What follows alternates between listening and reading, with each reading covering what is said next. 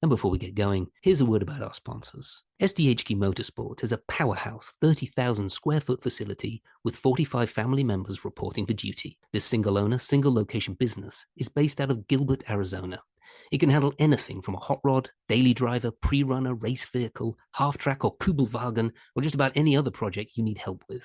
Their skilled staff with hundreds of years of combined experience eats, sleeps, and breathes performance. So go check them out at sdhqmotorsports.com or check them out on Insta at sdhqmotorsports. The We Happy Few 506 podcast is brought to you in partnership with the Gettysburg Museum of History, home of the Major Dick Winters collection and the largest assortment of authentic Band of Brothers artifacts in the world. Visit the free museum at 219 Baltimore Street in Gettysburg, Pennsylvania, or at www.gettysburgmuseumofhistory.com, and on the YouTube channel, The History Underground, Facebook, Instagram, and Twitter. Well, hello, and welcome along to another We Happy Few 506 podcast, The Nearly Men, and I just need to sort my view out so I can see all these lovely people. I'm here with my gorgeous co-host, Doug, in Germany, looking studious in his glasses. How you doing, Dougie? I'm very well, thanks, Matt. How are you? I'm in a lot of pain. We'll go into that in a second. I just want to introduce our glorious guest, Laird MacIntosh. How are you, Laird? Where are you? What you doing? I am well, thank you. Thank you, Matt. I'm in Los Angeles right now. It is St. Patrick's Day, and Los Angeles has just run its marathon this year. Did you run? That's the question. No, the negative. Laird was in bed for the beginning of it, and was in the shower during probably mile 12. Right. So And where then, were you by mile 26 and a half? I was with a cup of Jill, a little coffee, and Yep. setting up this area for both of you gentlemen. Fantastic. Thank you very much. That's about it. So me and Dougie here, I might be wrong, Doug, I'm speaking for you here. It's been a good 23 or 4 years since we've seen Laird. Laird was one of the cadre on Band of Brothers, so Laird was one of the guys that whooped our ass on boot camp, and for the ensuing 12 months. So it's good to see you again, man. It's good to see you both again. I was thinking of the people that I haven't really bumped into in a while, and you gentlemen both are in that category. So yeah, because as you know, there's a kind of a party, a barbecue at Cudlett's house, Sergeant Yeah. Reynolds, which is an opportunity for a lot of people that are out here in the States and on the West Coast to get together. And then there was the War Museum, that get together. Yeah. And then there was a party over at was it whose party was it? There was a party when I was working on Masters of the Air. Oh, was it Nolan? Nolan's party, of course, Yeah. yes. Yeah. Who else would it be? Yeah, exactly. No, and there was some, and so there was a somewhat of a mini connection with some people. So Yeah. Well, sorry, I've not missed you. I've been to a couple of Cudlett's barbecues. yes, you have. And I missed the symposium because I smashed my hand flat with a hammer shortly beforehand. Was that on So, purpose? Was that out of yes, anger? because I did, yeah, anger and rage, and also I've always wanted one hand bigger than the other. So that's I actually freakish. have that now. Yeah, That's I fun. had one hand flatter than the other, which is good as well. Um, so I'm going to crack right on Yes. with the Band of Brothers stuff. How did you get involved with the cadre? Because that's not your background, is it? No, it's not. And it was unusual in the sense that, I was there for that long a period. It started from working with Captain Dale Dye as a special ability extra back in the days where I had chosen to work as an extra as I was trying and building my career as an actor. And it was a great place to be because I really saw the advantages of doing it if you were being professional, being on set, watching things, learning stuff, especially the technical aspect of the business, the lights, the grips, what does everyone do? What's their job? What not to do? How not to behave? And that If you kind ever of want to learn segued. that, then me and Doug, we can tell you how not to behave. Yeah, and no, you were what to both do. experts Yes, at that. Trust me. I saw that for years. Um, But so that segued into basically Starship Troopers. That's where I met Dale. Right. And there was a futuristic Marine Corps vibe, that based on the book, a cult book, a classic in the sense of what the movie has now become in that world. But there was a obstacle course. There were several. There's an I course, an obstacle course, I don't know, some futuristic other course, and there had about 100 guys run this obstacle course, and I came in second. And at that time, I was an athlete. And that just drew the eye of the cadre to me. And I was put in some quickly like, hey, martial arts, go over there and unfuck those guys and make them do something that looks like it's in the future. Goodbye. And so I did that and I reported back and I said, all right, Captain Dye. He goes, what is it, turd? And I said, there, take a look. And I just yelled, move. And they all started to do some things. And he goes, we'll keep that. Good. And that was it. Next thing I know, I got a call.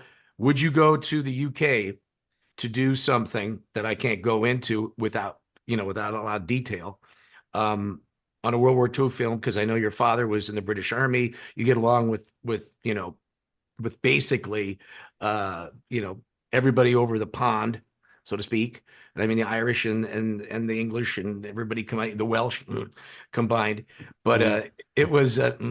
But I said I'll have to find out. I don't know. So I called my dad, who was a major in the Black Watch at the time back in World War II, and he goes, when a commanding officer asks you to do something, you immediately just say yes. And when do I show up? And that was that vibe right away. It was like, no, I've never served. That was another thing that everybody knows. Everybody that I've ever worked with, they can't quite figure, or they don't quite figure it out until I tell them. But anyway, I called up Dale. I said, I'll do it. I went there. I slept on the floor of an actor's friend's house for 2 days. Captain Dye drove by, picked me up, went to this place called Hatfield, and then the rest is history. I worked on Saving Private Ryan for 2 months. That was part of the training, the boot camp and all the stuff that was coming, onto the shingle, to the beach at Balanesca Beach, Blackwater. That then segued into now you're part of that Spielberg Hanks awareness into Band of Brothers. What was the Private Ryan boot camp like then? What did that boot camp? I'll tell you right now, there are certain things that I just don't go into because we have agreed to leave certain things right there, and that was be on the outskirt of the tree line in that little forest area. But overall, Doug, I would say that it became shorter. I'll just tell you this story. This one I can't tell. It became shorter than it normally was laid out on paper.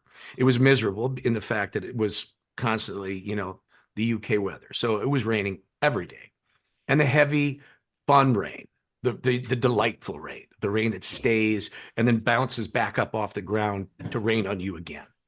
And so with the cast all there, and the cadre at the time was Captain Dye, myself as a corporal, John Barnett as the sergeant. He was a Navy guy, worked on aircraft carriers, Yellow Jacket, one of the guys that does probably the most dangerous job, on the flat top. And then Brian Maynard, who was our medic, so Doc Maynard. And then the cast. But there was a time when everybody wanted to quit. It was like 2 days into the third day. It was a 5-day thing on paper. And they was like, we're done. It's over. We're getting sick. Stephen has put us in a position. We have a responsibility to be healthy to start shooting. And this was everybody but Tom. And Tom Sizemore, who were both in their hooches. They came out. It's raining, of course. And they said, what's going on? Tom's like, hey, what's going on, guys? What's up? And everybody was, well, I'm feeling sick. Somebody had dysentery. I won't tell you about it. Who? But there were things happening. And basically it was, we got to wrap it up. And Captain Dye came out trying to listen from afar, figuring it out. And they're like, we're done. And so that became it. Tom wasn't certain where everything was going. And I just said, hey guys, I'm an actor. I was never in the military. And everybody went. And Tom goes, I didn't know that. And Dale is just like this. And I said, I came here to do a job. I studied, I researched. I understand what we're doing here and why we're doing it. And I thought maybe I might get a part, to be honest with you. So I came in here, you know, it wasn't promised, but so I'm just like you guys. I'm miserable. My feet are like sponges. I'm unhappy. And I do see beyond though. I see tomorrow and then the next day of what we have to do. And that's when you could see the shift. And then Tom came in and said, yeah, come on, guys. Well, we got to. And I'm not saying I started that ball rolling, but I do know by saying that I wasn't who I was. And then I'm just like you guys, I'm an actor. And even I'm way below you in the sense that I don't even cast, dudes. I'm just trying to get in. I'm just trying to see what happens tomorrow. So I'll sleep, you know, and eat, you know, slop, which was, you know, MREs that were the British kind, and they weren't that great. So that's it. That's how that whole world happened as far as the boot camp. By the way, after that, nobody talked to me. Nobody talked to me at all for advice or anything except for Sizemore. Tom and I became, I mean, he would, you know, he understood. And it seems like it's the older people in, you know, these casts. The same with Michael Cudlitz, when I stood up and I told everybody after I did the Rifleman's Creed in that cafeteria that, guys, I've never served, you know, whatever. And I understand that. I get that. I put myself in that position. And it's a very unique one because you're right, Matt. You know, that's not where I lean into. I don't do any military advising unless it's under the blanket of Warriors Inc. and Captain Die. I mean, how could I? That's not, you can't lead with, that's, you know, in a way, it's a weird version of stolen valor. But I have never, ever, you know, said, yeah, I was in the Marine Corps, or, yeah, served in the Army, or I was a cop, whatever the variation on that theme is. So, can you get arrested for stolen consulting? Is that you know, you could be frowned upon by that, but there was nothing that I ever did, and I live by this, that was inaccurate, you know, inaccurate in the way of information or in leadership or in helping an actor understand something or see another valuable piece that maybe wasn't conveyed to them, whether it be by a director or one of the other cadre members. The success of every single person on the set was very much on my mind constantly, but not just militarily or even, it was, what does the scene require?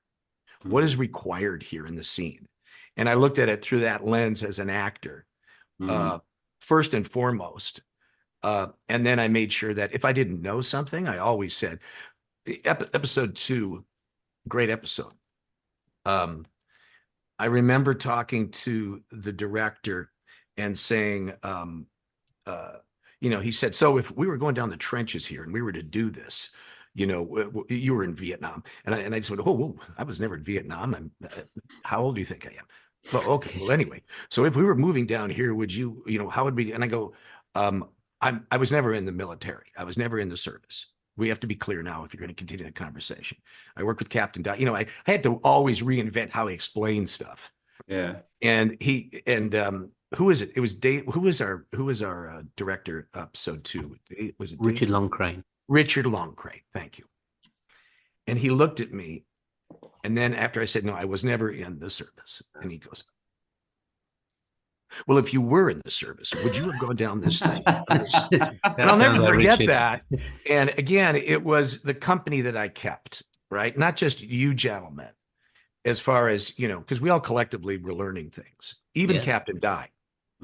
But it was, you know, the people that I was with, you know, Dale and Freddie Joe and, you know, Mike Stokey and, you know, Edmondson, everyone. There was all, and it was a momentum of learning for me.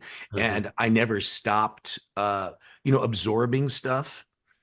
And again, it was based on, you know, what if I was cast in this as well? You know, what if I was that person? And as you know, I was always dressed in, you know, I had my uniform on, and that was basically just the logistics of making sure that if I were caught on camera, that I didn't fuck up the shot. You know, and then that same was true when I was given the Germans and in charge of the Germans. again, the special ability, the extras that ran throughout the whole series. That was, again, I dress up as a German. So What was your first day on actually working then on Band of Brothers? So you turn up at Hatfield, and what was your first day like? Did you go and see the sets and everything, or was yeah, you? the first day usually, Doug, is an admin thing where, I remember walking through, that hangar, that old hangar. Yeah. It was where they made the mosquitoes, right? If I remember correctly. But walking through that whole thing and just getting that vibe of the history of that building and just the acreage, of which I, was starting to get more familiar with. And then you go to basically seeing, the construction area where things are being built and manufactured, which then would hold mostly the props and stuff that's eventually becomes, designated to go into the different departments. So we checked gear. So that was it. Captain Dye wanted to check the gear. Then we'd go to the armor and we would check everything that's to do with the weapons and meet those people. Yeah. And then we would go to action vehicles and check, Jeeps, tanks, of which there were many scattered throughout the UK, as you both know, that were collectively finding a kind of a base where we could pull these vehicles from, throughout, the whole mini series, depending on where, the 101st was at that time and where Easy Company was. So it was logistically that experience. And then when that got pretty much, when we had our, we were aware of the different department heads, who was who, those introductions made, then we went right into, what our boot camp was going to be like, and that schedule. So was that designed when you arrived in England then, our boot camp, or had Dale Dye already kind of done a kind of a loose design of what he wanted to do and how long it would be and all this kind of stuff, or did you just create that together? That particular boot camp, because it had incoming actors, so there were mini ones that were created after the larger one that you guys were in. That was created more, on site, generically dependent on the schedule. As you know, I always call Band of Brothers the shooting schedule like Melrose Place, because there's a red team, blue team. And that was something I was aware of when I was doing background work. And it was hard. And even in that story, like a soap opera, who's doing what actors where, what's the storyline, keeping it straight. In the world of Band of Brothers, since there was, we started to do those two different, teams, there was, well, back to your answer to their question of, I guess, now I'm thinking about how logistically it got, as we went later on, like after the fourth month, fifth month, it got very difficult as to where we could set our assets as far as eyeballs on people, for the episodes. But, I lost. What was it? What exactly am I answering now again? About what was? Did you like about the design of, so people would come in and you'd have to design them sort of a mini boot camp for them and train them. I just kind of wondered, right. Like, well, the big one, the big one, I remember we were discussing, where can we find a place that already has everything built, so we don't have to create, the Hatfield town or the German town or this. Where's something that already exists? So we picked Bryce Norton, as you remember, yeah, an air base already there. That was all the parachute training. We picked that the base that's up near Sandhurst. What is it? No. What was our? Longmore. What is it? Longmore. Yeah, Longmore. That was it. Longmore was perfect. And I remember the walkthrough with Longmore, we could see, where's the active duty, that's working now at Longmore. They were on one side of the camp, and then we were allowed this other part of it, which included the obstacle course and your barracks. So that was set, and it was perfect. Not only was it vintage, it was real in the sense of just visually, it even smelled like the 40s. So it had that the perfect thing. And I remember that played a big part in, for instance, our night training when we went and did the QCB as well. Some, when we were going into buildings, that area was open for us to use. Yeah, that was all carefully planned out, and I wasn't part. That would have been a locations thing basically, but I do remember when we got to Longmore and to Bryce Norton, that those were perfect for what we needed. Do you guys remember when we went to the theater? They had a little theater at Longmore, and we were jumping off just the lip of the stage, Yeah. doing 5-point landings, and then using your T5, understanding your parachute. We remember it because there was a huge altercation between Ian Bailey and Dale Dye, and it nearly came, Yeah. it nearly came Yeah. to blows. That was hilarious. Yeah, there was the dynamics of everyone. And by the way, guys, that has not changed. Right. That has okay, not changed. I found that with something on Masters of the Air with our German cast. Lovely people. But it's interesting who you can say, get off the bus, move, get off the bus. There's a thing that was maybe too loud, but I'm just saying that you can say that to somebody hungry, trained, actor in their 20s that looks left, looks right. Everyone's doing it. I want to do it too. You can't say that to a 50-year-old European well-known actor because they are getting out of a Lincoln and they're looking at you like, no, Yeah. no, 9. yeah, 9. Everyone's been doing that. No. Yeah, exactly. Well, yeah, going back to that training schedule, it was interesting. I played a big part of that. I learned to do it in Saving Private Ryan. I remember sitting down and Captain Dye said, we've got 1,000 Irish Territorial Army turrets. We've got to make sure that they look good and they look the part, but also that they have it. They understand in a short period of time what it is we're doing. So that means the hearts and minds in a crucible. And he had a big pad and he goes, write that schedule. I want these 5 things: safety, weapons, concealment, cover. It was just, whatever. It was these different iterations of timing to move 1,000 people to the schedule. Wow. I remember writing it, doing it, figuring out because I was just good at organizing things. And I remember thinking, through some of the things I had done in my past life, just whatever, or my, work before, I'll just apply this stuff. And we got that done. And then I thought, oh, that's how you do this. Right. And when we came to Band of Brothers, it was shorter, small. I mean, it was smaller groups of people, but we applied that to the background as well, because what we first did, and Doug, this is exactly to your question, we trained the background Germans. Then we trained the background and then the main cast, you guys, with some, special ability people peppered in there, a few of them.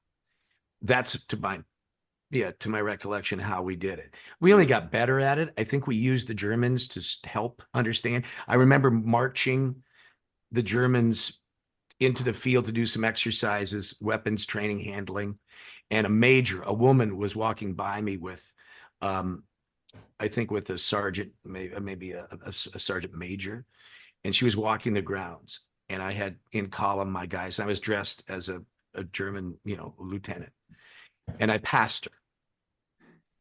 And I hear, and I was a sergeant at the time, and she said, "Sergeant," and I stopped on a dime, and I just pointed to the rest of the men, and they're moving. I had, a corporal, just keep moving. I turned around and I walked up to her and I go, "Yes, ma'am." She goes, "I would think that your commanding officer would be quite disappointed if you hadn't rendered the salute that was necessary and appropriate." And I just shit myself. I literally shit myself because I was like, I wasn't thinking that. I'm not the military person that has always dialed in on that. And I thought, I fucked up.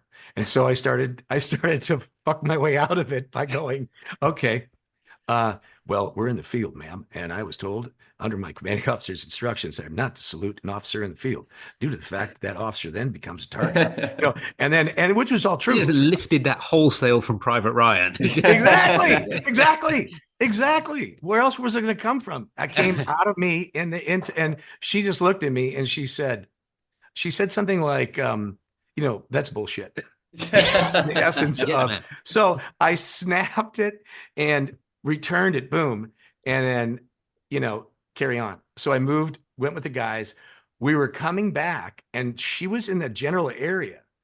We were coming back and I just did that eyes right. And then just like, we didn't even need to do that, but I just locked it up, as we went by and she just, wham, and we were done. I told Captain to die about it. And he goes, don't worry about it, guy. You're fine. Don't worry about it. The Brits, don't worry about it. We do love a good salute, mate. Love a good salute. Yeah. Um, yeah, I've got two things I'm going to ask you. Firstly, so the Private Ryan stuff, I mean, that's like epoch making stuff. So, what did you feel like when you first saw the rushes from Private Ryan? Well, that's interesting because there were two things that weren't happening. And I'll just tell you. So we didn't go to dailies. Okay. That didn't happen. And I knew about dailies. I knew what dailies were, the rushes. I wanted to go. And I did get cast on the beach as a crying soldier. And it was a great scene. And it was something that's made right on the spot. Everyone's facing this way. From here's the ocean, here's the beach. Everyone's looking inward, moving, Omaha, pressing forward.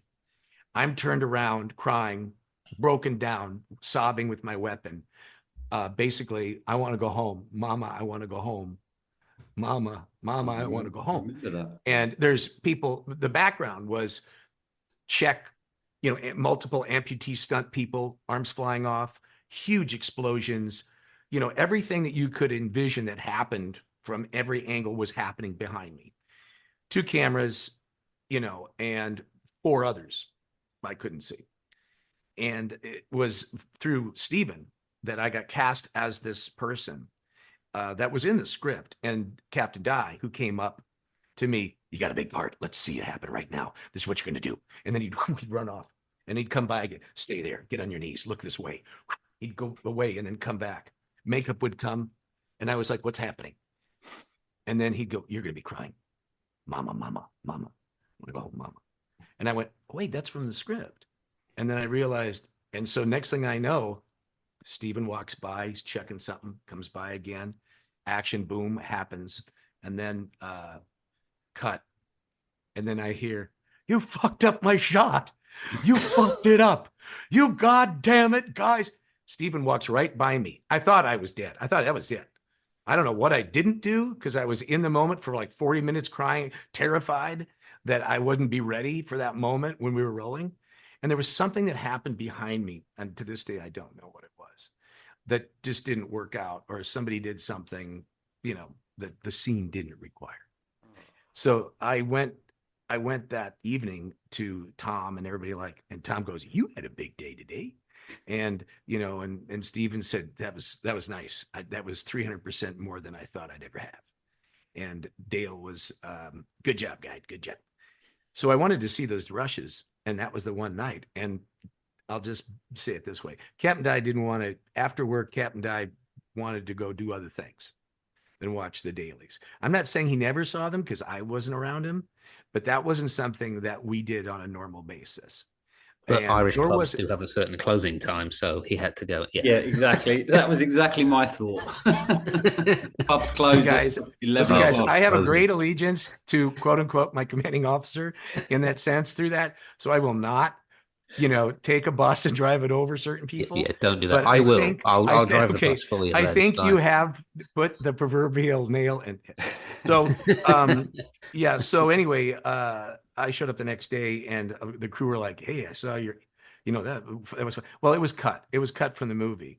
And to this day, I was like, oh, man. But that happens, as you know. Mm-hmm. But that world of, I segued again. Just there's so many flooding memories come back from things like that. Well, let me, I mean, you were mentioning before about, standing up and saying, I wasn't in the military and all this stuff, and I'm an actor and all this stuff. But I will circle back to you doing This Is My Rifle. So we're on boot camp, and I'm guessing it's about night 5, 6.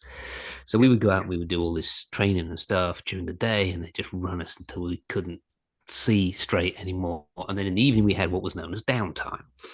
The So we'd stand have chow. downs. Yeah. Yeah, stand down. So we'd have like chow, sit down, and then one of the cadre would get up. Dale would tell us, why this is important or something. One night, Laird here gets up and stands up in front of 60 farting, stinking, idiotic, over testosterone morons, stands to attention with an M1 rifle and recites. Is it called the Rifleman's Creed? Rifleman's Yes. Yes, yeah, so this is my rifle. There are many like it, but this is mine. He stands up and recites this. And it took nards of fucking steel to do.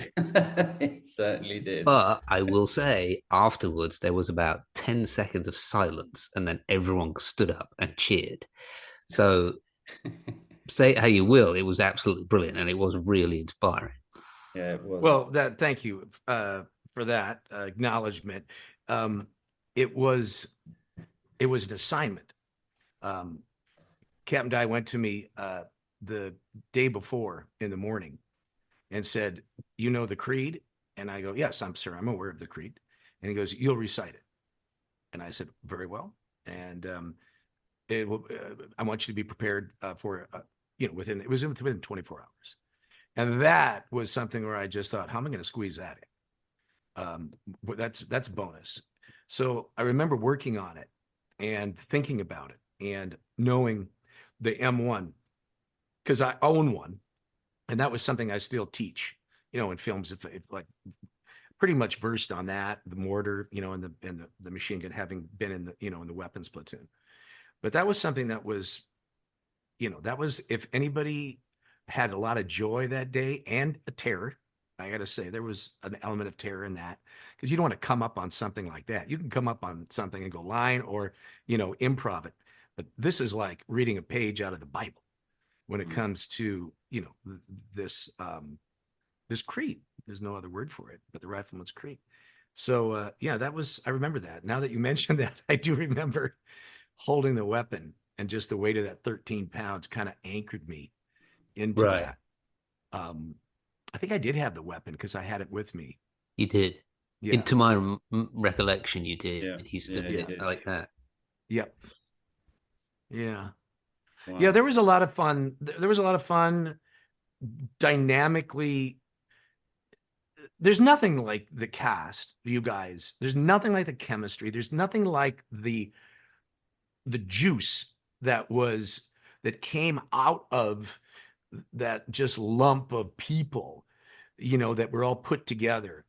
And I just remember clearly the new actors coming in, and you guys all became the cadre. You'd look at them up and down. That's it. I got you. I know who you are instantly. And 9 out of 10, you did. You could see what somebody was like. Somebody came in a little sheepish, I'm not certain. Other people came in and I just got off the plane. This is going to be easy, and all the varying, things in between. But as you guys went along and just learned more and more, I've never met a group of people that kept this alive. And look at, both of you have created this business. You got a great website. You're keeping things alive. You're moving the spirit of things forward. There's nothing that went to sleep in anyone that was in Band of Brothers. Everyone is still quite acutely aware and awake of not only the work they did on the series, but what it is what they stood for and still stand for today in the spirit, and that, that honoring of why we're even, having this discussion, in English. Yeah. Oh, Doug can do it in German, actually. Well, yes, but you know what I mean? That's an old phrase, but, back then it was like, people would always say, how would you like to be having this party, in German or whatever. Yeah. And that's not a knock. I mean, this is, we're talking, you get what I mean. Yeah, I'm being facetious. You get what I mean. What was your overall favorite moment in band?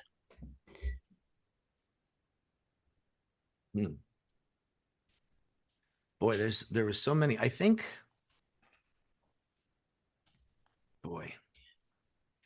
I think there was Boy, that's a hard one. So each episode was so unique.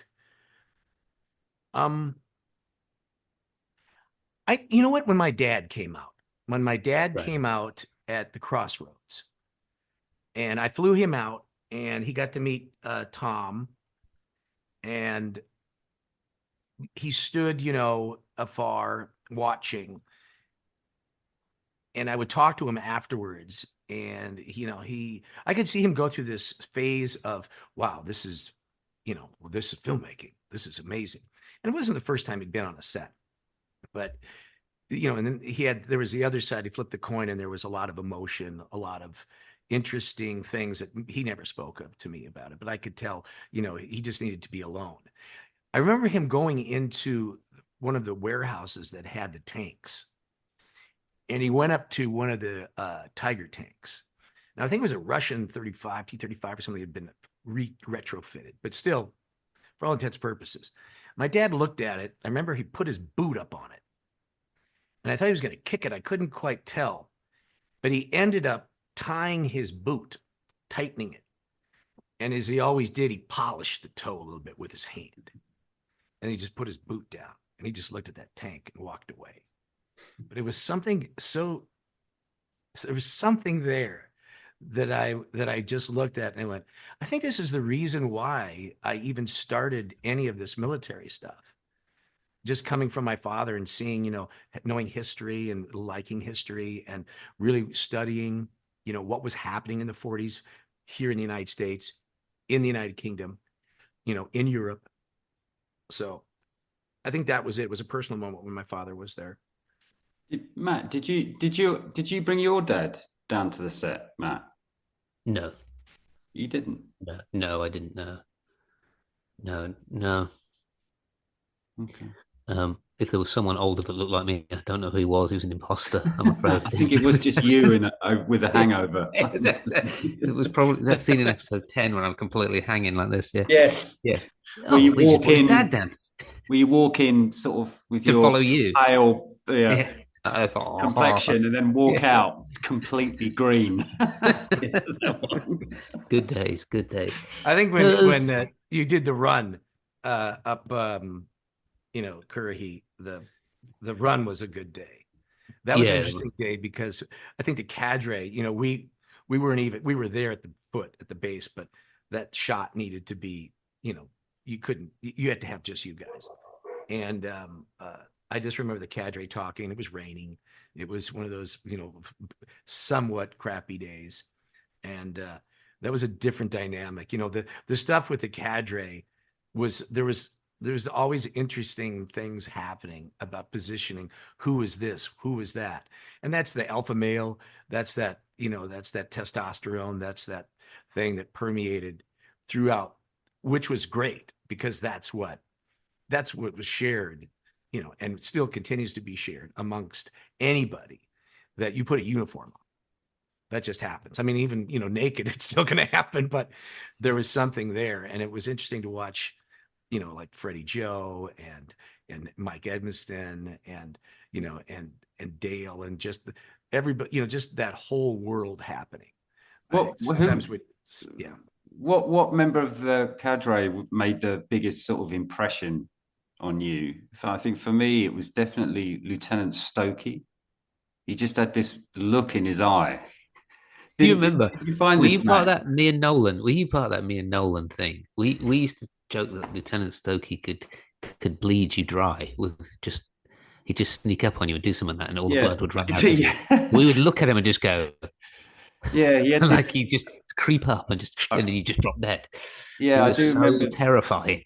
Yeah, I think towards the end of the shoot, when everyone was getting a bit tired and jaded of corralling cats, which was Yeah. us, normally hungover or something, I think Freddie Joe had a little pop at Stokey, and Stokey just turned around and gave him such a look and just shut him down completely with a look. And I just sort of viewed it, even I just sort of backed away quietly, just sort of, yeah, it was. Mike is I worked 6 months with Mike recently, well, fairly recently, on Masters of the Air, and yes, that still exists, and he did that to me. I worked with him again, there were several different units, episodes that we had to reshoot, pick up Yeah. shots. And so spread thin cadre wise. But Mike has that and will always have that. The volcano that's happening out of his eyes. Yeah. Nothing else is moving. You can see the blood moving through his eyeballs. In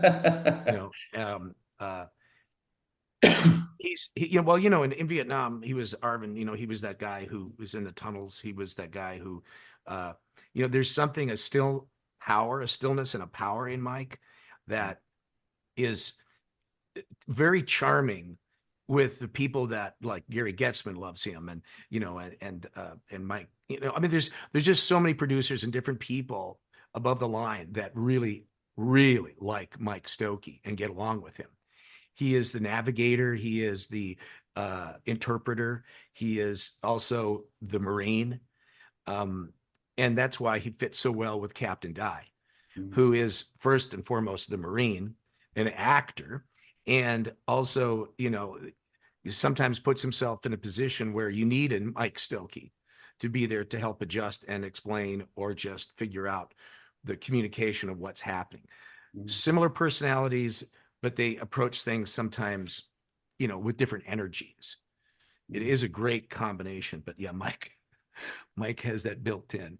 Captain Dye as well, but Mike doesn't. Mike, as you said, just needs to stand there, and it doesn't take long until you're starting to shrink. Yeah, I can remember vividly. So I don't think Mike Stokey said a word on boot camp for the first 4 or 5 days. Not a word. He just stood there like a ninja, terrifying everybody. And then there was one night. There was one night at Chow, so everyone's in the getting canteen over the food. Canteen. Yeah, God, I remember this. Yeah. See, no one forgets this. So obviously, for those of you listening, like there's a long line of guys because there's 30 cast, 30 special abilities extras. So the first 5 or 10 people who'd had their meal had sat down, eaten their meal, and gone up and got their dessert. And I don't know why, but Stokey just lost his shit at this. Quite quietly, he just went, there are certain people, it all goes quiet in the room, like, yes, what's he going to say? That are getting their dessert before others have even eaten their main. And that's fucking bullshit. And it just, everybody's just going to drop their dessert, like, okay, I'm sorry, I'll sit down. That's about all he said. I was on that table that was doing that. Oh, and no. he was, and I was facing him, and he was standing behind, the guy that was facing me. And I remember looking at him, and he was just kind of, and he was shouting this thing, and I remember we were all just like, oh, okay, let's, Well, part of that is goes back. It's history, and it's quite a long history, and that was a version of if a unit, a Marine unit, a company, a division even, is eating chow in a canteen, in a mess hall, in something, like that, that situation, the officer will eat last. Right. Always. Right. Always. Captain Dye, I remember there was at least maybe 300 people in line on Saving Private Ryan. We were in line, and Captain Dye kept going back, or he waited until we were like last. And I didn't understand what it was until it was explained to me. And that has to do with leadership and a follower. A good leader is always a good follower, and a follower, that's good can become a good leader. And there is a respect that's given to your men when you eat last, allowing them to eat first. Of course, we know it's different, and when we have food on the set, actors got to go through, they got to get touch-ups, you guys eat first.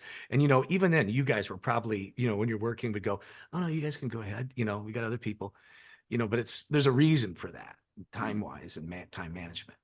But that energy, I'm sure, came, and I can't speak for Mike, but I'm sure that was part and parcel to that training of officers eat last, but also be aware of what's happening with the chow, and what's, everyone is, we're one unit. This is us as a group. Yeah, I do recall that. I remember that. Yeah, we should get him on. It'll be great to hear what he has to I've had him on a Zoom before. I had him, Freddie Joe, and Captain Dye all on the same Zoom a couple of summers ago during COVID. He was great. He was really great. There was a great moment in which I went to I went to ask a question, and it was a particularly asinine question. And I sort of prefaced it with, I just said, I'm going to ask you this question, but you can tell me to go fuck myself if you like. And all three of them at exactly the same time went, go fuck yourself.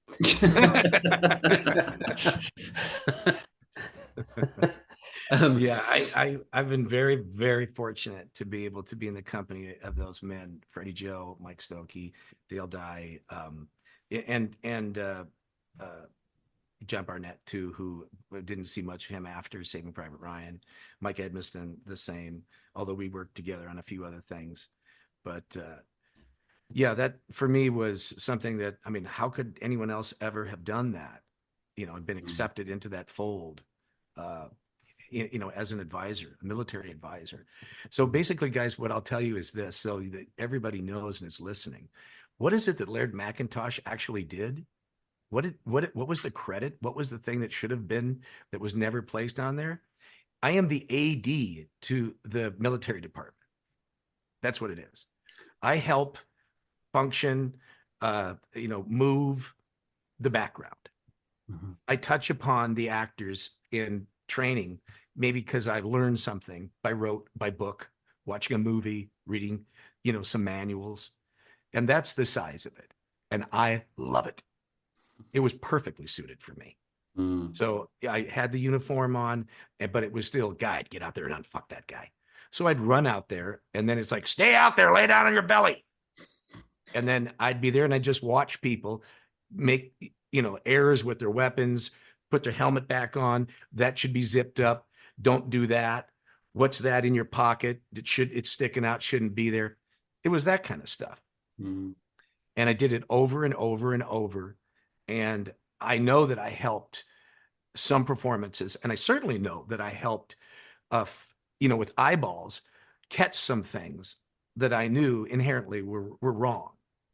That could have destroyed a shot. So that's basically, Was it more intimate then on Masters of the Air, because the shots seem to have less people in them? I mean, to put it completely simply. Masters of the Air was it was COVID. I wasn't working. I wanted to be working. Dale and Mike had gone and needed to hire somebody from the UK. The restrictions about bringing people from the US were much more limited because of COVID. And finally, I got a call in, I think, April or so. Let's just say January to December.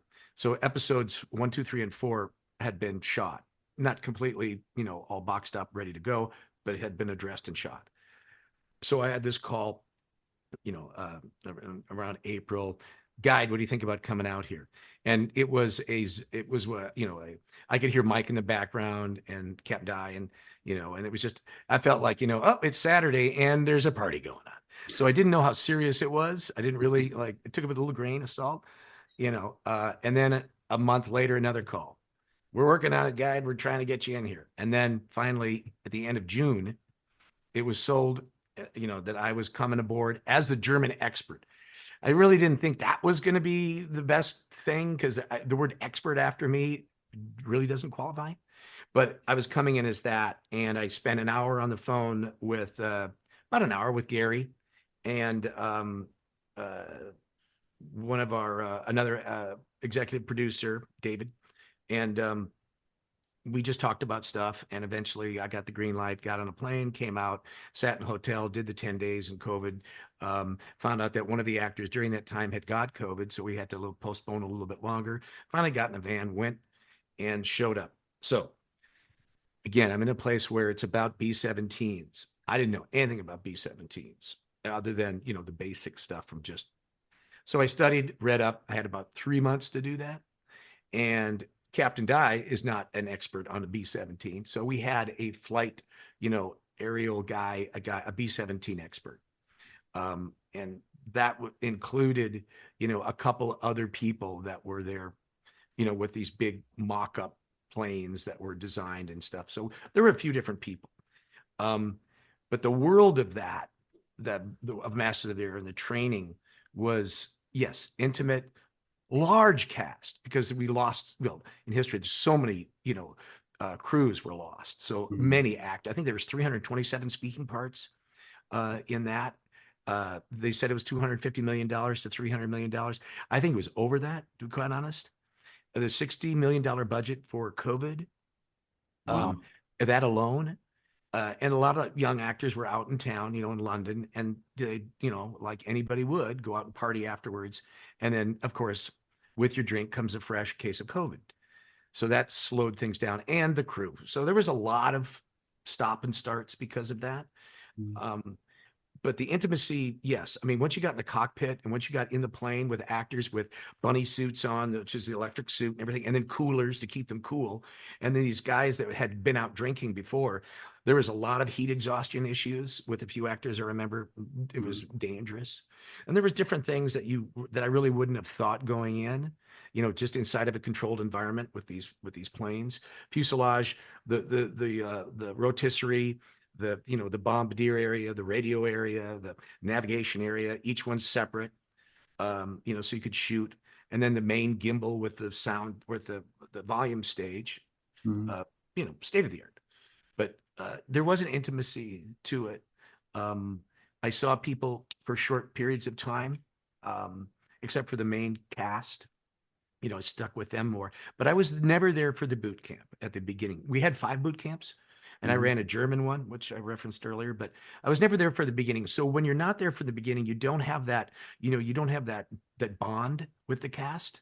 Right. You don't have that trust, you're not embedded with them. And so I was playing catch up in a way until I decided there's no need to play catch up, Laird. Just be there and do what you can.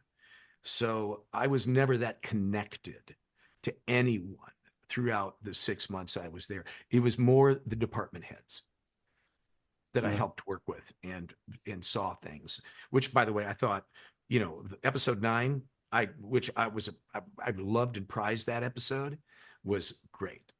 Tim Van Patten directed that. They were all great, but yeah, I've got that one lined up, episode 9. I'm keeping that one for a little while. Yep. And then there's a documentary coming out as well, according to Matt. Yeah, I saw really, part of really that. good. Yeah. The original, I know if you get me going, then winding the motor up, but I'll just say the original that I remember understanding what the series was going to be 10, like right. And then that changed to 8 because they ran out of money, because there was a lot being used at the top and episode 1 through 4. That's all I'll say about that. And then it changed back to, we'll have an episode 9, and then 10 will be a making of. So we'll do that. So they shot and they had docu people and, that world on set, interviews, D camera, F camera, picking up stuff. And then that went bye-bye. And then it just became 9 episodes. And then and I didn't know it, then this documentary, or the making of the bloody 100th, with Tom narrating, and then footage that was basic. Now I haven't finished it. I've gone through half of it, to be honest, but that's how this, series kind of changed. And the scripts were being written. John Orloff, fantastic, as you know, brilliant guy. Yeah. Worked diligently with others, to get these scripts, handled. And then, bringing in the Red Tails and bringing in the Tuskegee Airmen. That wasn't originally part of, this series. That was brought in with the Artur of Dee Rees and, and other people to help make this a more, I'll just say, an experience of, World War II that was maybe, a broader scope of what Donald Miller had, in his book. I think that's safe to say where I'm coming from there. But episodes that were great as well and needed to be told. All those stories need to be told. Wow. My daughter's kicking off. Hang on. Well, we've had you for almost an hour, Laird, and I'm going to let you go in a second. Sure. But there's something I always ask of all my prey, everybody who comes on. So we subtitled the podcast "The Nearly Men." So we ask everybody a nearly story. Is there a part you nearly got, or a job you need? Like, did you train as a lawyer and then decided I'm not going to do that anymore? Um, Tony Toe was a doctor, wasn't he? Wasn't he going to be a doctor? That was mad. Um, or Yeah. was there something like I was going to be James Bond and I got down to the last two and I didn't make it? Or I ask everybody this. Yeah. There's so many commercial spokespeople things that I have, that I nearly got, it came to that. So that always, but I'm so used to that world now. Um, I think the nearly got part, boy, I've been very fortunate in what I have achieved as far as an actor. And, I'm a member of the Groundlings. I just became alumni last year. The Groundlings, if you don't know what it is a Improv comedy, it's isn't an it? improv, yeah, write sketch, and I teach now. I'm in the middle of writing the writing lab to teach other, improvisational actors how to write sketches. Wow. But in answer to your question, I'm not avoiding, I'm just really trying to marinate on that within the few moments we have. Um, I think you know what? It is that crying soldier on the beach. Yeah, it's got to For be. so long, I have seen fellow actors, the two of you, which by the way, did an expert job. Moore and Talbert. I mean, an expert job. Um, and I think between of you, there's 18 episodes, 10 and 8, if I remember correctly. What a great time to be there. But that one role, that one crying soldier, I thought would have pivoted my career to a degree where I would have been seen more than, say, heard. And that is it. And that still haunts me. I always wonder what it was like, had it been in, and what did it look like? Because I never saw the dailies. I never saw that. I never had Why an Vin Diesel was doing bunny ears over your head? That's ruining it. I mean, it could have been that. It could have been. But yeah, I think that's it. That small part that was, I did read for a part on Masters of the Air, and it didn't go my way. It was in episode 9. It's at the very end. You might see who that is. But it's interesting how they even cut that way down Right. with doing it. But yeah, it's the soldier on the beach. Still got credit for it, but it was cut. And that's that one thing. In Band of Brothers, I got that one quick bone thrown as F Company Trooper at episode 1, which people don't even think about. And then that Jeep driver in episode 6 in Bastogne, just because I was on a Jeep, for years, driving those things in different, in TV movies, and then of course, the series, and then different movies that I'd work with Captain Die. But yeah, it's Soldier on the Beach, Saving Private Ryan. Oh man. Well, thanks for giving us that. It was really, really nice. All right, Laird. Well, thank you very much for joining us. We'll let you go and then we'll sign off. Great work, man. Keep it up. Thank I you hope both. there's something very Nice. cool in the future for you. Yeah, it's great to see you again, Laird. Yeah, it was great to see you, man. Gentlemen, it's good to see you again. Thanks for opening a can of worms in my brain now as I leave you. Enjoy the rest of St. Patrick's Day. Yeah, yours, of course. All right, take care. Cheers, Hurry. Cheers. Hurry. Hurry.